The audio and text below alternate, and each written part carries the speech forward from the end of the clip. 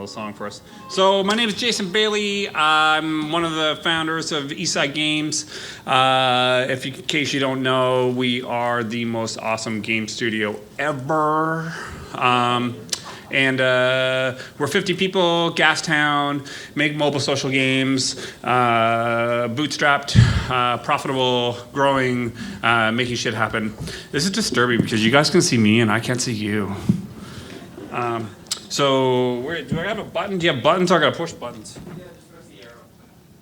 Fucking cheap independent shit. Don't even have a remote. So some of these are some of the mantras of Eastside Games. These are the things that we pride ourselves.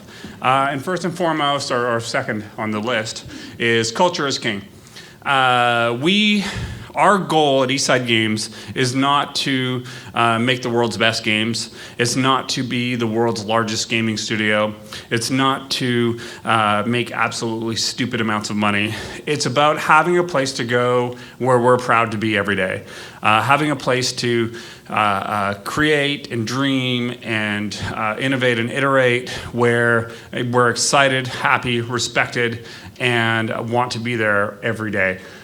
So these are some of our everyday mantras that we say, and that when we all kind of get up and do some Tai Chi and say them and own them. Ask Chewy, it's true. There we go. There's the arrow. So independent games. Who is this guy? He's like old and fat and white and bald, and what makes him indie? And so there's a lot of debate. What is it? What is indie? What is not indie? So I'd say independent game developers are people who the games that we're building are games that we imagine, we dream, we want to play, push boundaries and do things and try innovative, creative stuff that the big boys out there never could or never would or just don't have the cojones to. And also not being beholden to some publisher or some fucking lawyers with their IP agreements and, you got to do this and we got to get approval from LucasArts before we can do this, that, and the other. And the people that take the fun out of building mobile and social games and independent games for platforms out there too. So these are the things. So when at Eastside Games, we try to imagine, how do we create this? And so we have a part of Eastside Games that we call Feature Creep Corner. And that's the corner where Galen and I sit. Galen is a creative director, one of the other founders, where we sit there and we imagine all the cool shit because I own the company. So I get to do that fun job of being the game designer and sitting in the corner and imagining all kinds of crazy, exciting things and not actually having to do any work. So we sit in the corner and we imagine all this shit, and then we go to the engineers and we go to the developers and artists and designers and say, build me this magic. And it doesn't always work out. It might be surprising. So that is not indie. And so, that's not the right one. Who is Anna Jones? There we go. So that's the thing about being me. Old, fat, bald, rich white guys running games company is no fun. So we thought to ourselves, how do we harness the magic that is in this room? How do we take the lightning in a bottle that is this incredibly talented group of people? Because we've systematically gone around the city and sucked up the best talent from all of the different companies out there. That's why Ubisoft had to leave town. That's why Rockstar shut down, because we had sucked out all the talent and they were fucked. And so now we've got all these people and we've got all this awesome, and we keep it locked in a cage and we don't let them go outside, and we tell them that this is awesome. We feed them food if they get hungry, but just enough, not too much. So how do we harness the magic that's in this plan? Because when next slide, here we go. Yeah, no, I'm just getting ahead of myself. No, I fucking ruined it. Shit, such an idiot. So how do we get this magic, and how do we get, because everybody enters the games industry and they think, it's going to be awesome. I'm going to sit around, play Halo and Civ and StarCraft all day, and they're going to pay me, and it's going to be awesome. I'm going to make all these friends, and everybody's so cool, and it's going to be awesome. I'm going to be famous. And then you get there, and it's like they lock you in this room, and you got to do QA, and you're doing all this thing, and there's bugs and code and meetings about meetings, and it sucks, right? Working in the games industry sucks.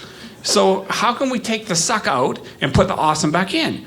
And so everybody thinks that oh, I'm going to work in games, and I'm going to get to be a game designer, and make sure, I'm starting to babble, so I just want to make sure I don't go over time. I'm going to be a game designer, and I'm going to invent all these things, and I'm going to go join whatever game team that builds my favorite game ever, and I'm going to make it even better because I have all these great ideas.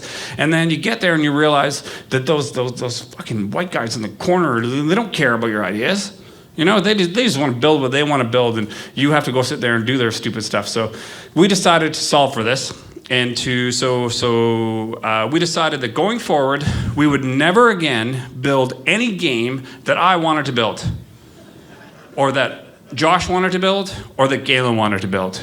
And the only games we would build are games that everybody wanted to build, and especially the ultimate goal being, when we've got this incredible talent in designers, developers, artists, engineers, back-end guys, and they all, if they're building something that they care about, it's going to be 1,000 times more awesome than me trying to explain to them repeatedly that no, trust me, it's going to be awesome. And then the bug thing is going to jump over the thing, and the big thing will explode. It's going to be awesome. They're like, yeah, I don't know about it. It's going to be awesome. So we invented this. It's called the Eastside Swill and Spill, the TESS. And the way it works is, on the last Friday of every month, anybody and everybody in the studio, doesn't matter if you're a designer, an engineer, the bottle washer, the dude that comes in and gets the recycling, anybody can get up, including me. If I have an idea for a game, I gotta stand up in front of the crowd and pitch my game idea just like everybody else. So the format is, you got 5 minutes, 4 minutes to explain your thing, and a minute for questions afterwards, and you can get up and tell the story of your game. So there's some very important rules. Rule number 1, beer. Always beer. And then, of course, like I've said, anybody can pitch. We only build what comes out of here. No more building what Feature Creep Corner wants. And of course, rule number 4 is also beer. So you get up, you do your little pitch, and the pitch can be anything. It can be, hey, I bumped my head on the toilet this morning, and I thought, what would be cool, and explain this. Or some people come in with long, elaborate charts and diagrams with arrows and circles and bows and loops and mechanics, and they go on forever, and they have it really well thought out. Sometimes it's one person, sometimes it's a team of 3 people that have gotten together and decided and really well thought out, but it can be anything of the above. And so you get up there, and then the question is okay, well, that's great. What do they do? And then who wins said pitching contest, if you want to call it such? And there is no winner. There is no, as the executive director, I have decided that you meet the checkmark list of things that make a game good. No. If you get up and you say, oh, my game is this, and it's jumping and dancing and singing, and it's about squirrels who kidnap rabbits and stuff them in private holes, then okay, well, that sounds interesting. It's not necessarily something I'd build, but tell me more. And then it's I don't know. I'm not a very good artist, and I'm not a very good engineer, and I'm really shitty at time management, and all I really do here is take out the recycling, but I'm into this. I'm like, so what do you need? You need an engineer and an artist and a production manager, or what do you need? And then it's your job to go out and recruit said people. I'm not going to say, okay, well, I like this idea. Let me go find you an engineer. No. You got to go to the engineers, convince them that your idea is awesome, and convince them to get on board and say, I really like this idea. I think it's going somewhere. And so organically, teams start to get created. We have an internal wiki. You stick it up on the wiki. You put your presentation, and it's your job to go around to me, Galen, Josh, Kyle, whoever, Tabes, and get some feedback on what you think could be better, could be more. And so the people who win tend to do that a lot and get some really good feedback. Suddenly the game is really well fleshed out, and it's holy shit, you kind of got something here. And it's rare that a game will come out of their first swill and spill and actually have any meat. But then it's okay, well, I'd love to see you get up and pitch it again next time. And so next time it's all of a sudden, it's Mr. Recycler, he's up there and he's I got my lead engineer, and I got a head artist, and I got this guy, and we've done all this concept and group, and we even got this little thing that we threw together in our spare time, and it dances and sings, and now the squirrel, grabs the rabbit by the ears, and I think it's going to be cool. And it's like, all right, well, let's have a deeper look at this. And then, so the games that organically get momentum within the studio and get excitement behind it are the ones that win and get to have a prototype built. So our goal in prototyping is to do things really fast, much like we talked about earlier. Details. Yeah. So this slide, I did put a lot of work into this slide, so I don't want to skip over it. But these are typically the types of games we see. Everything you can imagine, anything from a full game concept to that you've never heard of and sounds totally wacky and will never work. And to I want to add a feature to an existing game, or I want to put this quest back into Pot Farm, or I was thinking with like Nom Nom Combo, if we had the instead of having bunnies, we had squirrels, it'd be better. So the purpose of a prototype is not to necessarily build a game that is playable and works and everybody gets the idea of the concept. We get the idea of the concept. What we want to come out of a prototyping process is to prove out a challenging part.